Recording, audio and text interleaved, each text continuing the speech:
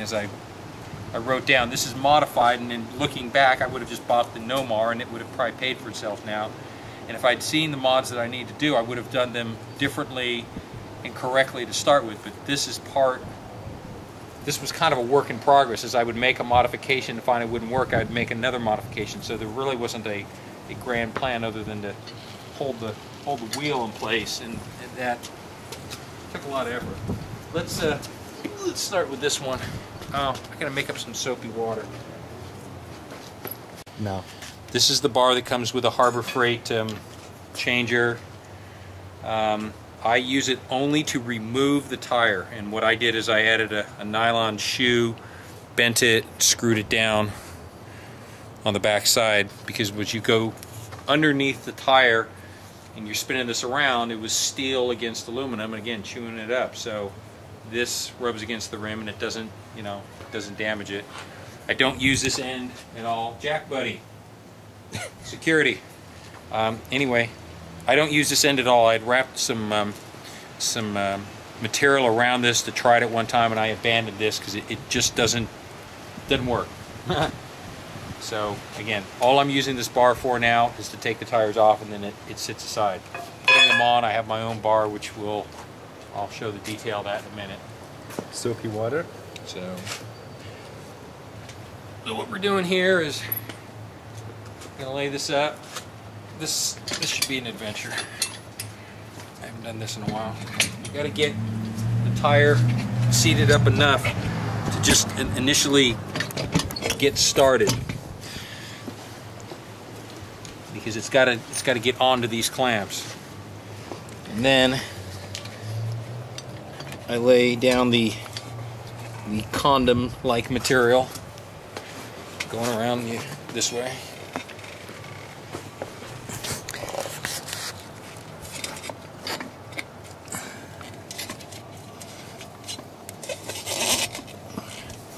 Okay, you got to get the two fixed targets to start with. This one going up here, get it down,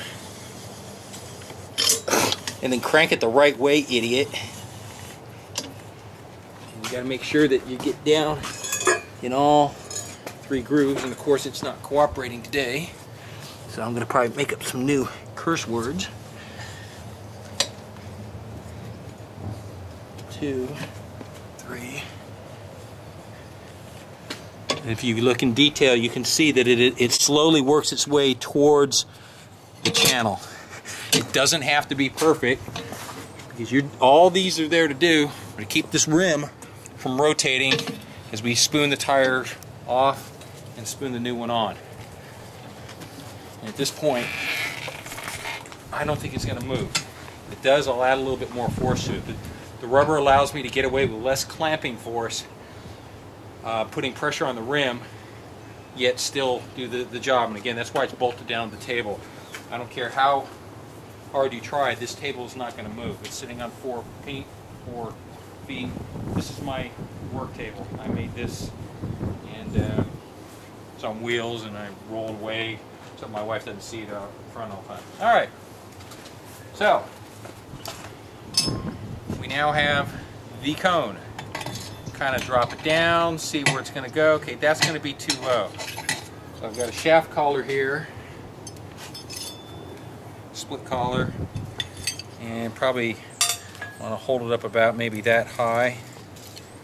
Tighten it down so it holds the clevis up a little bit higher.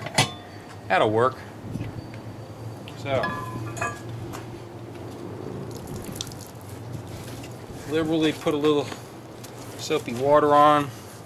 I used glycerin for a while. Glycerin rocks as far as lubrication possibilities, but I found on my R1 one time after taking it off that the tire had actually been moving on the rim at a track day, which is probably not a good thing. So, and glycerin doesn't dry, it just kind of exists. So you've abandoned that since then. I've abandoned that. I now have gone back to the soapy water. So, and of course there's commercial things, but I don't have those. All right. So reaching down here, getting the spoon. I don't know if you're gonna be able to see in there. Just catching the edge of it there and catching the edge of the nylon shoe in the back. And once, as you can see the process here, it's slowly working its way up, working its way up. The shoe's still touching the rim. I'm there. And then it's just come around, and that part's off. Awesome. Now we're going to do the same thing on the inside. Shouldn't be a big deal either. Just get a little bit of it to start with. Again, don't hesitate to clean the rim while you're at it. get it down there, get it started. As we can see, it's already up there. And tire's now off. Sweet. Okay? Everybody follow that. It looks so easy, but it spent an awful lot of time and effort to get to the point where that's easy to do.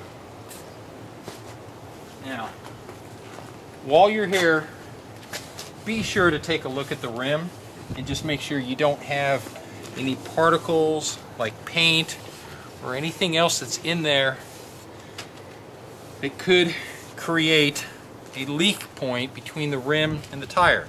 Because you sure the hell don't want to come all the way back to this point because you had a single flake of material that fucked it up. By the way, there's no, as you can see, there was no damage to that rim at all. Absolutely none.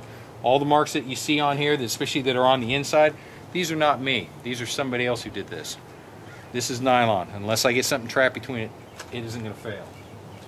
So now we'll go over to the tire rack here and pick out David's race tire.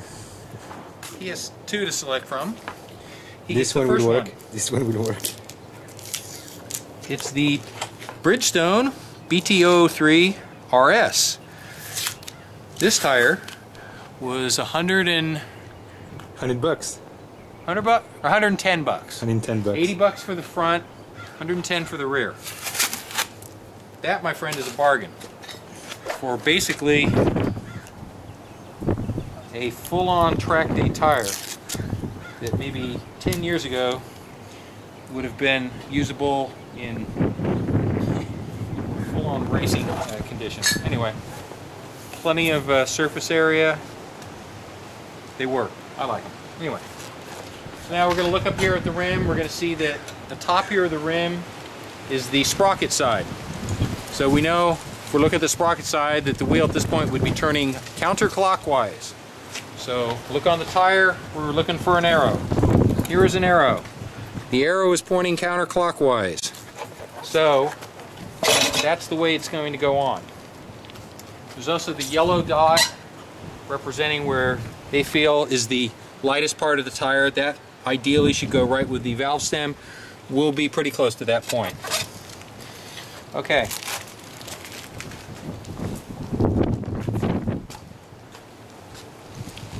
This part's not terribly difficult to get the first side on.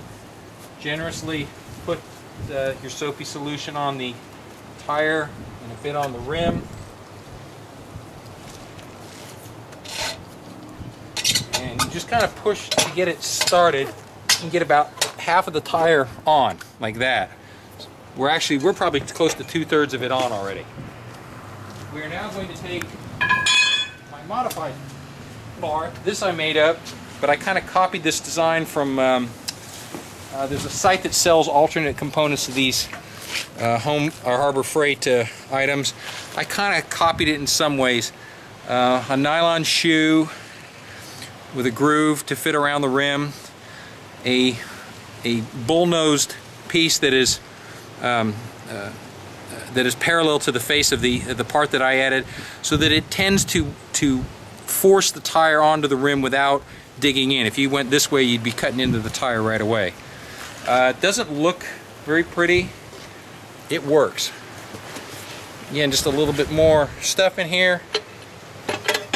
What we do is, I don't know if you can see this from here, David. Go in. I've got the groove of this onto the rim, and I just simply